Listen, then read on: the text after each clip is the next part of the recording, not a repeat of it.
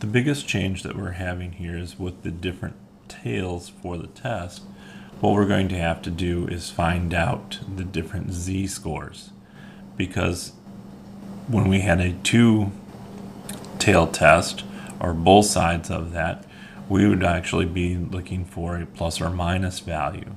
Well, now what we're going to be doing is taking a look at this problem in the normal distribution curve,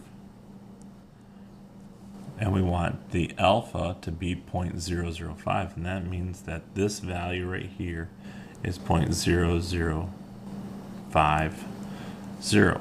Left tail test, meaning that the left side of this is filled in. So what you want to do is you want to take your chart A2. I'm just going to place it in here for a minute. Oops.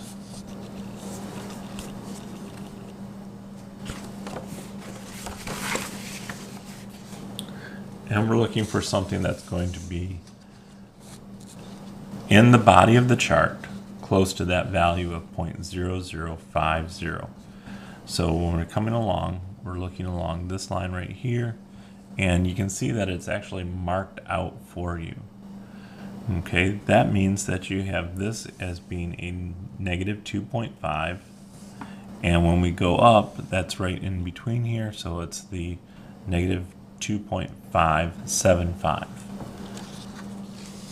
So what I have is the z value is going to be equal to negative 2.575. This one, when we talk about a left tail test, again, we're drawing out the normal curve. I'm just drawing out the normal curve to give you an idea graphically of what's happening. We have the alpha here being 0.10, and we're going to again look at and up in the body of the chart, so I'm going to want to find something close to 0.1000. The left tail again means that I'm only looking for the left side of this. So I go back to my chart A2, and I'm going to look up my value. I want to find something as close as I can to 0.1. And if I take a look, this value right here seems to be about the closest. So what I'm going to have is I'm going to read back here to negative 1.2 and then read up, and I've got the 0.08. So my value here for the z is equal to negative 1.28. The problem 15, it's referring to a two-tailed test, and the alpha is 0.04. So what I'm going to have is a two-tailed test, a portion here, a portion here.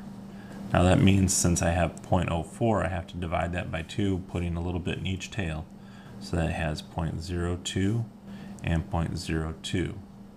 So on the body of the chart, I'm looking for 0.0200.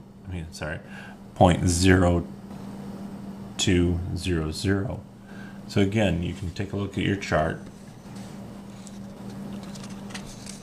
And because it's two-tailed, we know that it's going to be plus or minus. We want to look up 0.02. Here's some things that are getting close to that. Okay, and it's somewhere in between here. So what I can do is take this negative 2.0, and I've got 2.2, and take that up, and it's 0.05. So my z value is going to be equal to negative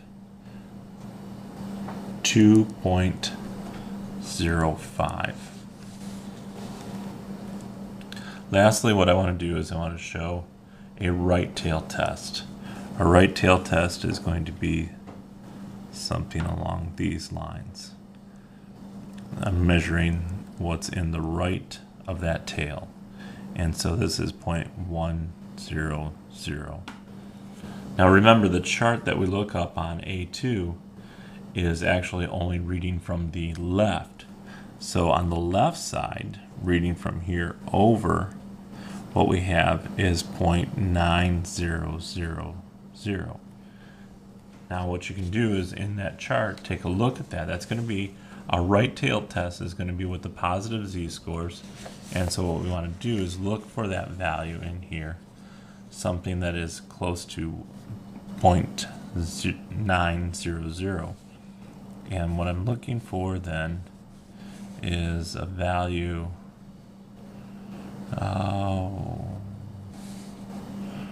right in here. We've got this to be 1.2 when we read across, and when I read up, what we're going to have is 0.08. And so the z-score for this is 1.28. And now I want you to notice that they are symmetric. The only difference is that we have one being positive and one being negative.